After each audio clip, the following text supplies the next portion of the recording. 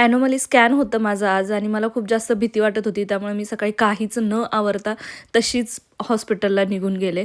तिथे गेल्यावर आम्हाला बराच वेळ वेट करावा लागला, कारण तिथे पेशंट अगोदर भरपूर होते. आम्हाला जायला थोडंसं लेट झालं. इकडून-तिकडून मी आतमध्ये गेले. माझं अर्धं स्कॅन झालं. त्यानंतर डॉक्टरने अजून टेन्शन दिलं, की बेबीचा फेस दिसत नाही आहे, तुला थोडंसं चालावं लागेल.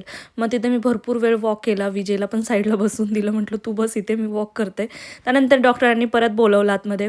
मग व्यवस्थित स्कॅन झाला. बेबीचा फेससुद्धा दिसला. सगळ्या गोष्टी नॉर्मल आल्या. म्हणजे रिपोर्ट जो आहे सोनोग्राफीचा तो नॉर्मल आला. आणि मला अगोदर खूप जास्त भीती वाटत होती, की काय असेल रिपोर्ट, काय नाही. त्यामुळे मी जशा अवतारात होती तशाच अवतारात गेलेली. त्यानंतर येतावेळी काही फ्रुट्स घेतले. फ्रुट्स संपले होते माझे, त्यामुळे मग थोडेसे फार घेऊन टाकले. घरी आल्याच्या नंतर मग रात्रीच्या वेळी विजयने इथे डोसा बनवायला घेतला.